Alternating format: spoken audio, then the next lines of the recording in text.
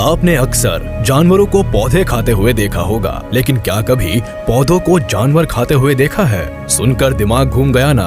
ऐसा सच में होता है। इस दुनिया में ऐसे कई पौधे मौजूद हैं जो प्राण भक्षी है, खून के प्यासे है और जो जानवरों और कीड़े मकोड़ों का मांस खाते हैं। लेकिन जानने वाली बात तो ये है कि ऐसा क्या हुआ कि इन पौधों ने अपने नेचुरल रिसोर्सेज को छोड़कर छोटे छोटे जानवरों और कीड़े मकोड़ों को अपना शिकार बनाना शुरू कर दिया। तो चलिए ये समझने के लिए वीडियो की शुरुआत करते हैं। ये मांस खाने वाले पौधे किस तरह से इवॉल्व हुए, इसे जानने के लिए जॉक शूल्स की टीम ने पता लगाने की कोशिश की। इसके लिए उन्होंने 3 मॉडर्न कार्निवोरस प्लांट्स के जीनोम और एनाटॉमी का कंपैरिजन किया था। इस स्टडी में कई राज खुले। आज से लगभग 70 मिलियन सालों पहले जब पृथ्वी पर डायनासोर्स जैसे बड़े और विशाल जानवर हुआ करते थे, उस वक्त कुछ पेड़ पौधे अपने जेनेटिकल चेंज व प्रकृति में आए बदलाव की वजह से या फिर न्यूट्रिशन की कमी के चलते इंसेक्ट्स और छोटे मोटे जानवरों को खाने लगे। ये कुछ ऐसा ही था कि किसी खास बीमारी के चलते एक इंसान में जब पोषक तत्वों की कमी हो जाती है तो डॉक्टर उसे कुछ खास तरह की चीजें खाने को कहता है, जिससे कि वह इंसान जल्द से जल्द ठीक हो सके। समय के साथ साथ जब पर्यावरण में बदलाव आए तो जाहिर सी बात है पेड़ पौधों को भी खुद को पर्यावरण के हिसाब से अपने खाने की कमी को पूरा करना ही था और इसी वजह से पेड़ पौधों ने भी खुद को नए तरीके में ढालने की कोशिश की।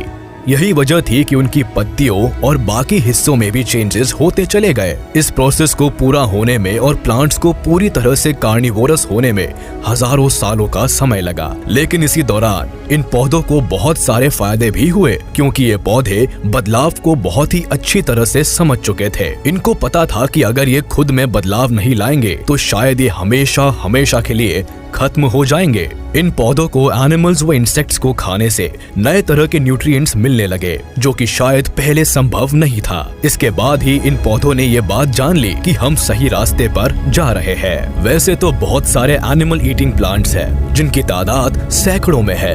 इनमें से इस वीडियो में हम ड्रोसेरासेई फैमिली के 3 कार्निवोरस प्लांट्स पर बात करने वाले हैं। इन तीनों ही प्लांट्स की खासियत है कि अपने शिकार पर हमला करने के लिए मोशन करते हैं, यानी ये पौधे एक तरह से घात लगाकर अपने शिकार का इंतजार करते हैं और जैसे ही शिकार यानी छोटे मोटे कीड़े मकोड़े या जानवर इनके पास आते हैं तो ये पौधे तुरंत ही उन पर हमला बोल देते हैं। Number 1, Venus fly trap. Venus fly trap Carolina में पाया जाता है, ऐसी जगह जहाँ की जमीन ह्यूमिड होती है, जो इन पौधों के लिए एकदम सही होती है।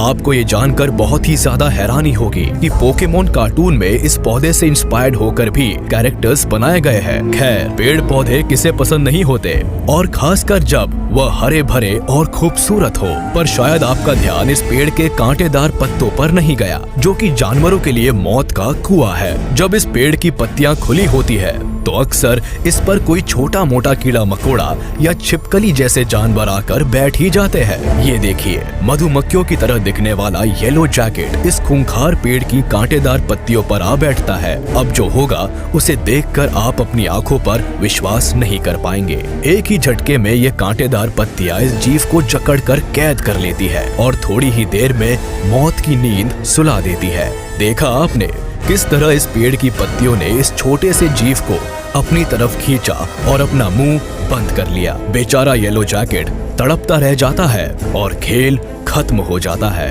कुछ देर बाद जब येलो जैकेट्स एक बार फिर से इन कटीली पत्तियों के पास आते हैं तो इनमें से एक पूरी तरह से अंदर फंस जाता है और साथ ही दूसरे जैकेट की गर्दन भी इन पेड़ की पत्तियों में फंस जाती है, जिससे बड़ी मुश्किल से येलो जैकेट का साथी छुड़ा पाता है। कटीली पत्तियों में फंसे हुए जैकेट को तड़पता हुआ देखकर बाहर मौजूद सारे जैकेट्स परेशान हो जाते हैं, पर ये नन्हे जीव अपने साथी की जान बचाने के लिए कुछ कर नहीं पाते। अब तो आपको इस बात का अंदाजा लग ही गया होगा कि ये पौधे कितने ज्यादा खतरनाक होते हैं।